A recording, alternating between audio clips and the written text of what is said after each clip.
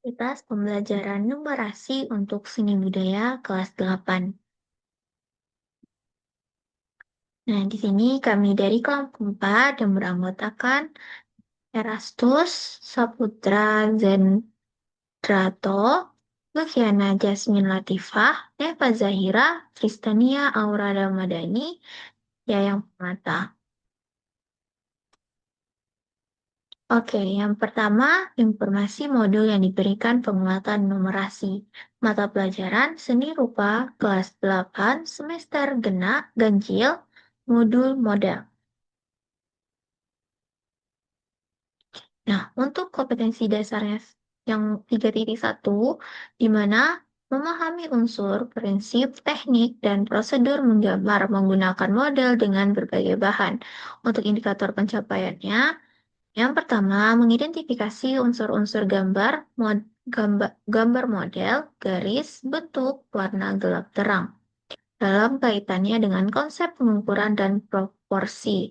Yang kedua, menganalisis prinsip proporsi dan perspektif dalam menggambar model menggunakan pendekatan numerik. Yang ketiga, menjelaskan teknik-teknik menggambar berdasarkan pendekatan logis dan kuantitatif. Yang terakhir, menguraikan prosedur menggambar model dengan memperhatikan tahapan sistematis berbasis numerasi. Nah, untuk KD 4.1 yaitu menggambar menggunakan model dengan berbagai bahan dan teknik berdasarkan pengamatan. Untuk indikator pencapaiannya, yang pertama, menggambar model berdasarkan pengamatan langsung dengan memperhatikan proporsi dan skala secara numerik. Yang kedua, menggunakan teknik grid atau bantuan garis bantu untuk menjaga akurasi ukuran dan posisi objek. Yang ketiga, mengkombinasikan berbagai bahan, pensil, arang, cat, secara tepat sesuai prinsip intensitas warna dan luas bidang gambar. Yang terakhir, mengevaluasi hasil gambar berdasarkan ketepatan proporsi dan menggunakan teknik numerik. Nah, selanjutnya tujuan pembelajaran. Di sini terdapat 6 tujuan pembelajaran. Yang pertama, mengidentifikasi unsur-unsur dan prinsip menggambar model, garis, bentuk, warna, gerak, gelap terang secara tepat. Yang kedua, menjelaskan teknik dan prosedur menggambar model dengan runtun. Yang ketiga, menggunakan konsep proporsi, perbandingan, dan perspektif dalam menggambar model berdasarkan pendekatan numerasi. Yang keempat, menentukan bahan dan teknik menggambar yang sesuai berdasarkan hasil pengamatan objek model. Yang kelima, menggambar model dengan memperhatikan proporsi ukuran dan skala yang akurat menggunakan teknik numerik, misalnya grid atau pengukuran satuan. Yang terakhir, mengevaluasi hasil gambar model berdasarkan ketepatan bentuk, proporsi, dan kesesuaian teknik. Selanjutnya, deskripsi penguatan numerasi. Sebelum menggambar, diperlukan ide.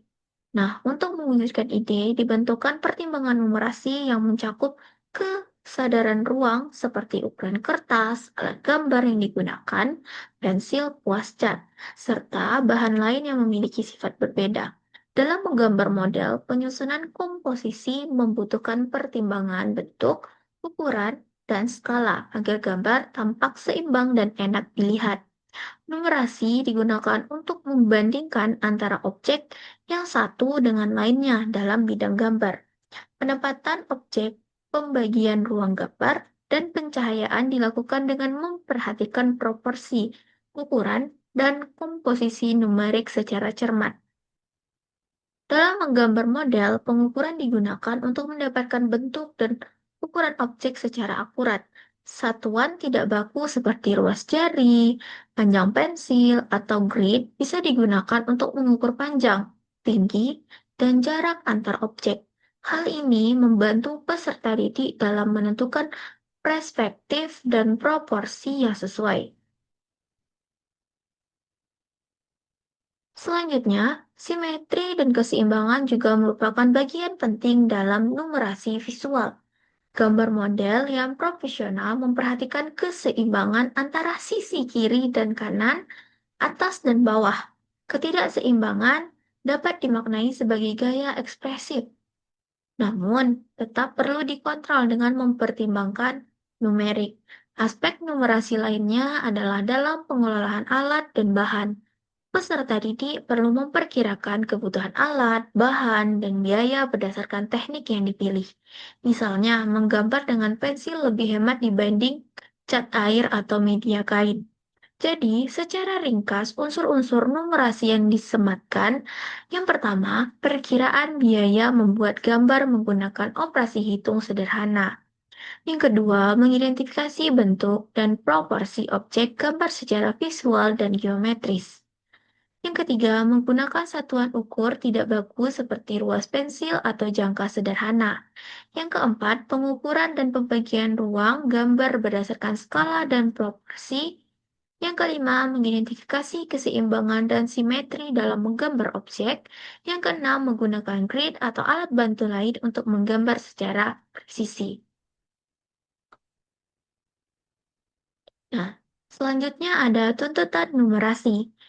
Pada konten operasi hitung, tuntutannya yaitu perkiraan kebutuhan alat dan bahan gambar berdasarkan ukuran dan jumlah media. Selanjutnya, perbandingan. Proporsi ukuran bagian tubuh atau model yang digambar, misalnya perbandingan kepala dan badan. Pada konten skala, menggambar model dengan ukuran yang diperbesar atau diperkecil dari objek aslinya. Selanjutnya, pada konten unsur-unsur dasar geometri, tuntutannya penggunaan bentuk dasar, lingkaran, oval, segitiga, persegi sebagai panduan sketsa. Pada konten pengukuran, alat ukur bantu seperti penggaris dan busur, alat ukur tak baku seperti pancang pensil atau ruas jari. Selanjutnya, alokasi waktunya yaitu 3 jam pembelajaran. Alatnya ada penggaris, jangka, busur, grid, dan berbagai alat gambar seperti pensil, penghapus, dan kuas. Untuk media, ada kertas gambar, papan kayu, dan kain tekstil.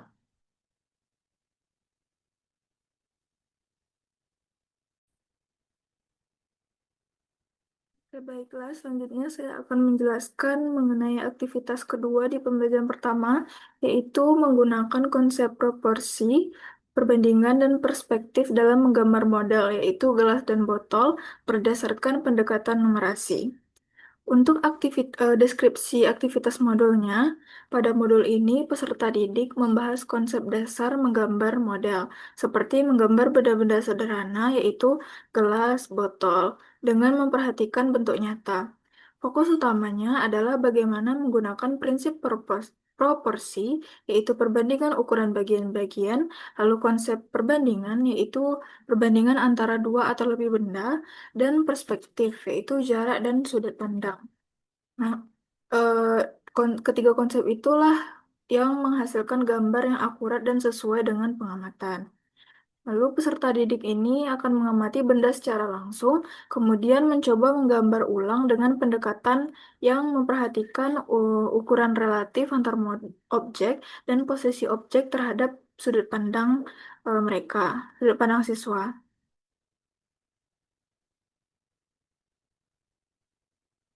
Selanjutnya, mengenai deskripsi aktivitas penguatan numerasi, yaitu peserta didik diminta untuk mengamati, mengukur, dan menggambarkan suatu model nyata, yaitu gelas dan botol. Model akan diletakkan di depan kelas dengan posisi yang berbeda, di mana gelas itu diletakkan sedikit lebih dekat ke peserta didik, dan botol itu akan diletakkan sedikit lebih jauh daripada gelas tadi. Selanjutnya, peserta didik akan menggambarkan model dari tempat duduk masing-masing dengan konsep proporsi, perbandingan, dan perspektif menggunakan kertas grid. Nah, untuk langkah-langkah pada aktivitas ini, yang pertama itu guru akan meletakkan gelas dan botol di depan kelas dengan posisi yang berbeda terhadap peserta didik. Nah, gelas itu nantinya akan diletakkan lebih dekat dengan peserta didik dan botol itu akan lebih jauh 20 cm di belakang gelas. Lalu yang kedua, peserta didik diminta untuk mengamati model model mana yang terlihat lebih besar dari perspektif tempat duduknya. Tadi kan modelnya ada gelas sama botol. Nah, dari posisi gelas dan botol itu dan berdasarkan perspektif siswanya, maka gelas atau botolkah yang terlihat lebih besar dari perspektif siswa tersebut. Lalu langkah yang ketiga, peserta didik akan mengukur tinggi asli kedua model dengan menggunakan penggaris, di mana nanti itu gelasnya akan berukuran 12 cm dan botolnya berukuran 18 cm tingginya. Lalu yang keempat, peserta didik akan mencatat hasil pengukuran tadi dengan menggunakan tabel. Selanjutnya, langkah yang kelima yaitu guru memberikan skala gambar yaitu 1:3, di mana artinya ini adalah setiap 1 cm pada kertas itu akan mewakili 3 cm untuk ukuran nyatanya. Langkah yang keenam yaitu peserta didik akan menghitung ukuran gambar untuk masing-masing objek. Nah, berdasarkan skala yang sudah diberikan guru tadi, maka gelas yang eh, di ukuran nyatanya yaitu 12 cm akan menjadi 4 cm di kertas. Lalu botol yang tingginya itu 18 cm pada kertas akan setinggi 6 cm. Langkah selanjutnya yaitu guru akan memberikan kertas bergaris atau grid 1 kali 1 cm. Jadi kertas ini adalah kertas kotak-kotak, di mana kotaknya itu akan berukuran 1 kali 1 cm. Dan langkah yang selanjutnya, peserta didik menggambarkan kedua model itu pada kertas grid sesuai dengan proporsi dan perspektif yang sudah diamati tadi. Lalu, pada langkah ini, siswanya itu akan menggambarkan gelas dan botol itu sesuai dengan proporsi yang sudah diamati dan berdasarkan perspektif tempat duduk siswanya.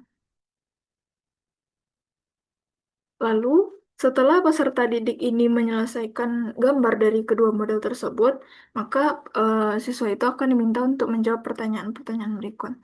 Yang pertama, benda mana yang tampak lebih besar jika diperhatikan dari tempat dudukmu?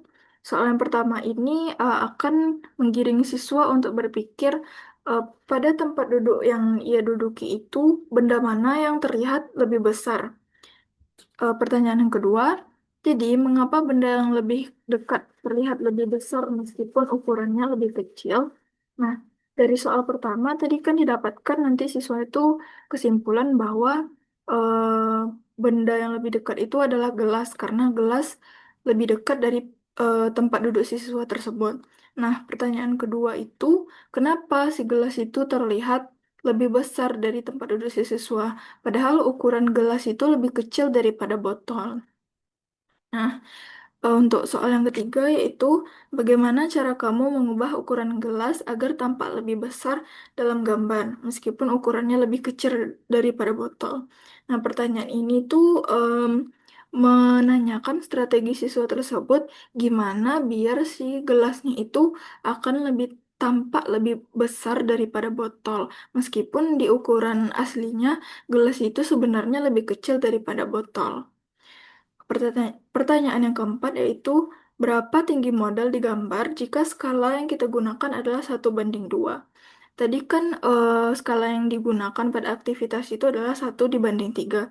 Nah, pada pertanyaan keempat ini itu akan menuntut siswa untuk menghitung berapa tinggi modelnya kalau skalanya itu diganti menjadi 1:2.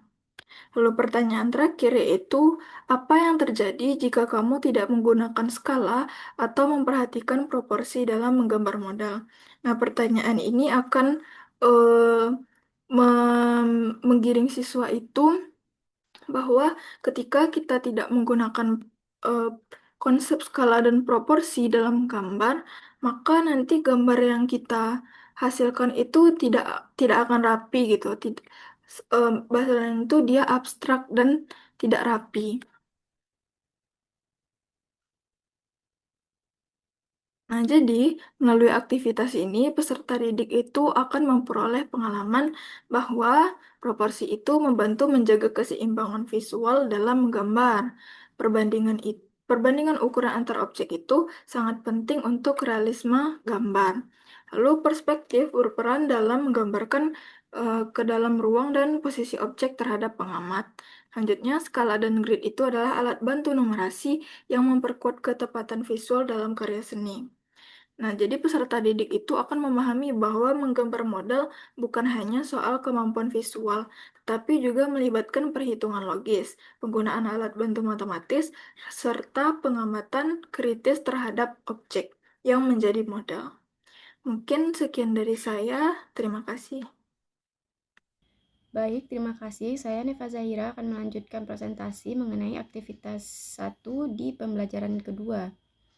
Nah, di pembelajaran kedua ini untuk aktivitas pertamanya yaitu menentukan bahan dan teknik menggambar serta menggambar model dengan memperhatikan proporsi, ukuran, dan skala yang akurat menggunakan teknik numerik seperti contohnya pada aktivitas ini adalah peralatan rumah tangga.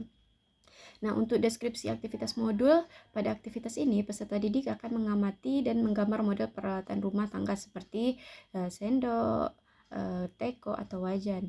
Dari sudut pandang berbeda, mereka akan menganalisis proporsi, bentuk, dan tekstur objek, lalu menerapkan teknik menggambar dengan bantuan pengukuran dan grid untuk memastikan akurasi. Nah, fokus aktivitas ini meliputi yang pertama pengamatan detail objek seperti garis, bentuk, dan bayangan. Lalu yang kedua memilih alat dan bahan yang sesuai seperti pensil, krayon, atau pensil warna.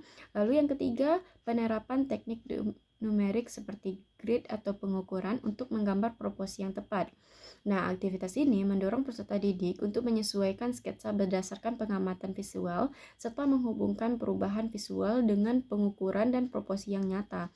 Dan dengan demikian, peserta didik tidak hanya melatih keterampilan menggambar, tetapi juga berpikir kritis dan logis terhadap hubungan antar visual dan ukuran nyata. Oke, next. Deskripsi aktivitas penguatan numerasi. Nah, peserta didik bekerja dalam kelompok kecil untuk membandingkan gambar model dari dua sudut pandang yang berbeda. Mereka kemudian membandingkan gambar objek dari dua sudut pandang, misalnya tampak depan dan samping. Yang kedua, mengukur dimensi objek, panjang ganggang sendok, diameter teko atau sebagainya, dan mencatat perbandingan proporsinya. Kemudian yang ketiga, membuat sketsa dengan grid untuk menyesuaikan skala. Lalu yang keempat, menganalisis perbedaan persepsi visual akibat sudut pandang.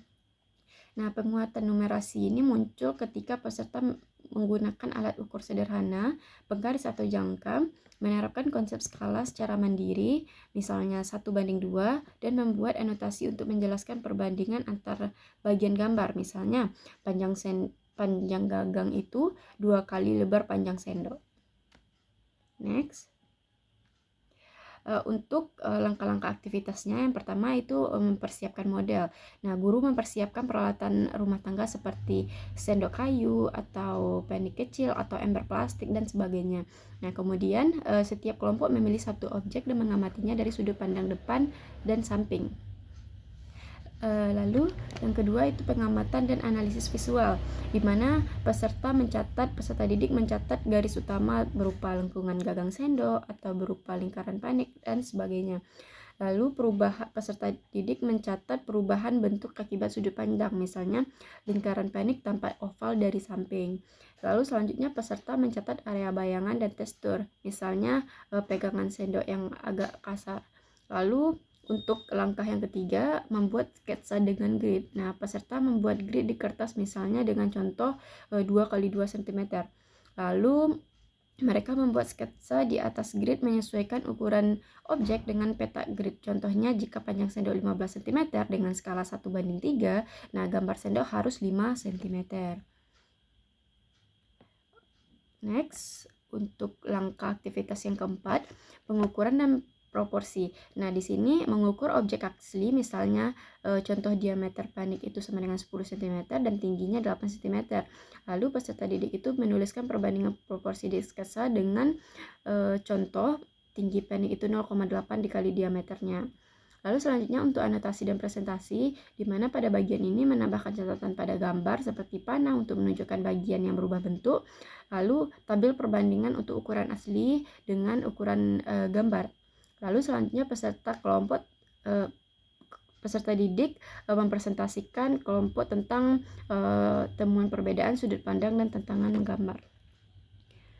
Next. Nah, melalui aktivitas ini peserta didik memperoleh pengamatan bahwa yang pertama, Proporsi itu bentuk objek bisa terdistori tergantung sudut pandang, misalnya lingkaran menjadi oval. Kemudian selanjutnya untuk numerik, pengukuran dan grid membantu menggambar dengan akurasi tinggi. Kemudian yang ketiga, observasi tekstur dan bayangan mempengaruhi pilihan teknik menggambar seperti arsiran untuk kayu atau blok untuk logam dan sebagainya.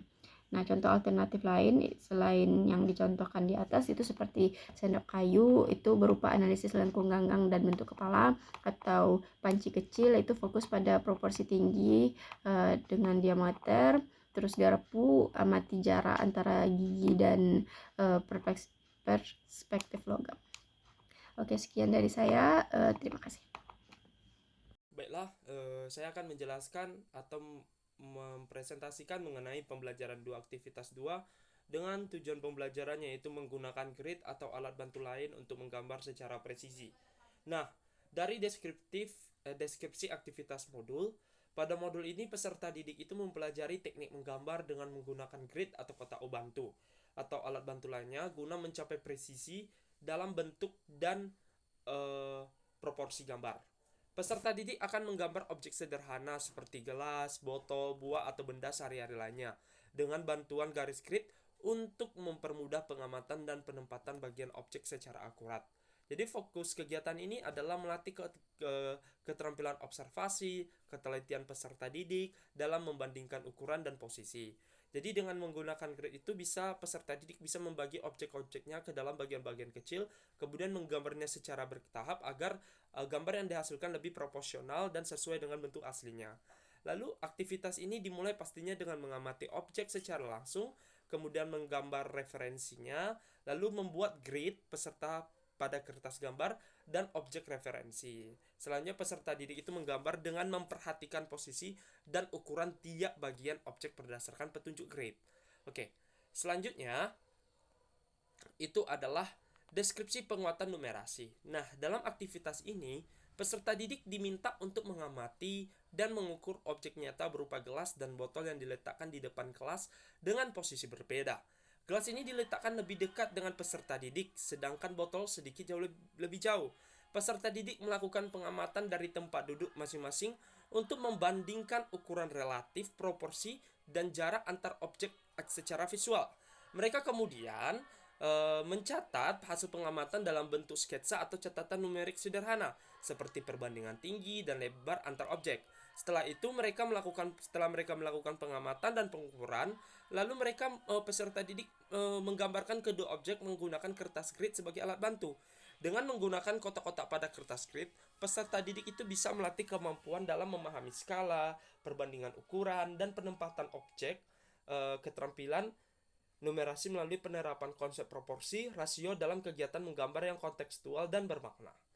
Oke, selanjutnya langkah-langkah aktivitas itu yang pertama pastinya guru memperkenalkan konsep grid itu bagaimana. Lalu peserta didik mengamati objek itu secara langsung atau melalui gambar referensi. Ya, lalu yang ketiga peserta didik membuat grid pada kertas gambar. Lalu langkah yang keempat adalah peserta didik itu mengamati detail bagian objek berdasarkan posisi kotak pada grid. Mereka mencermati bentuk, ukuran, dan letak bagian-bagian objek. Kemudian mereka mulai menggambar objek pada kertas berdasarkan grid. Peserta didik menyempurnakan gambar setelah semua bagian tergambar.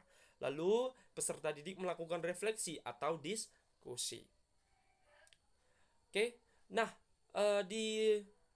setelah melakukan aktivitas tadi, peserta didik itu bisa menjawab pertanyaan seperti apa fungsi garis grid dalam membantu kita menggambar objek dengan presisi, bagaimana menentukan posisi masing-masing bagian objek pada kertas grid, apakah ukuran setiap bagian objek pada gambar sudah sesuai dengan aslinya, bagaimana perasaan peserta didik saat menggambar menggunakan grid, lalu apa tantangan yang kita temui saat mencocokkan gambar dengan objek menggunakan bantuan grid.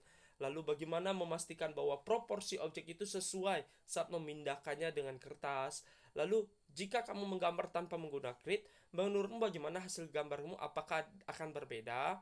Nah, dan selanjutnya pengalaman yang akan diperoleh peserta didik itu yakni pada kegiatan ini mereka akan mengalami proses pengalaman belajar yang bermakna. Di antaranya memahami pentingnya proporsi, mengembangkan keterampilan membandingkan ukuran objek, menerapkan konsep perspektif, menggunakan alat bantu numerasi seperti grid, dan skala.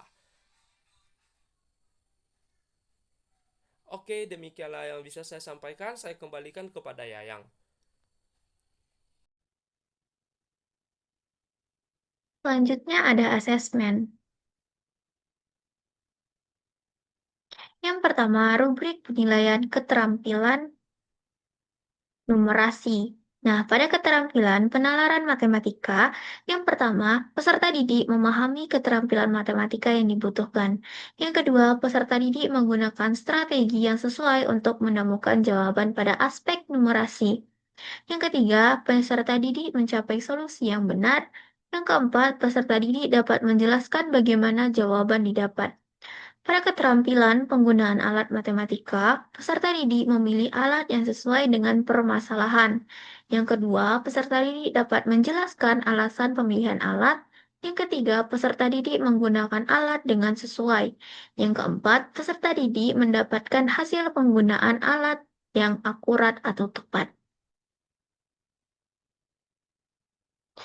Yang kedua, rubrik penilaian sikap.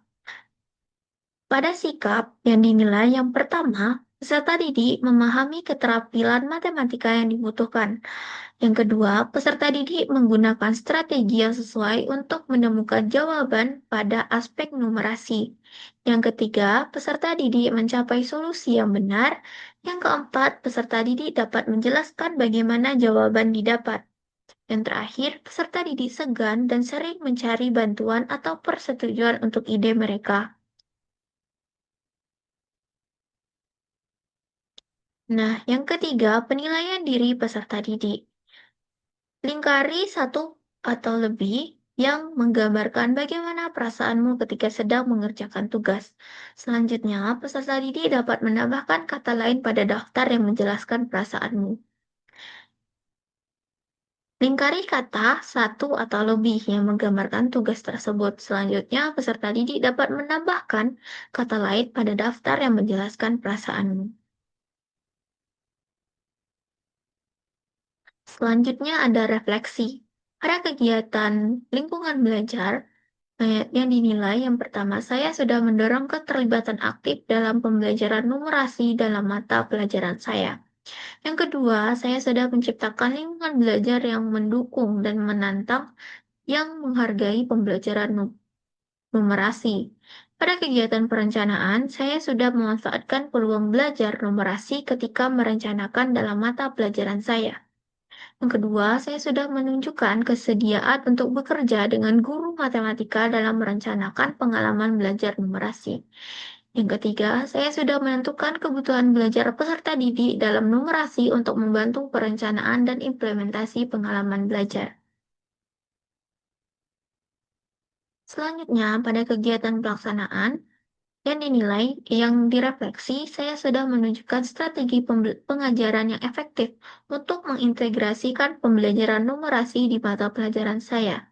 Yang kedua, saya sudah memodelkan cara untuk menangani tuntunan numerasi di mata pelajaran saya.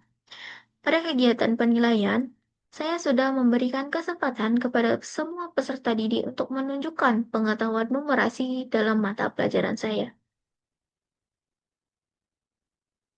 Selanjutnya, glosarium terminologi matematika. Nah, di sini ada ukuran, skala, simetri, proporsi, geometri, bangun datar, dan panjang.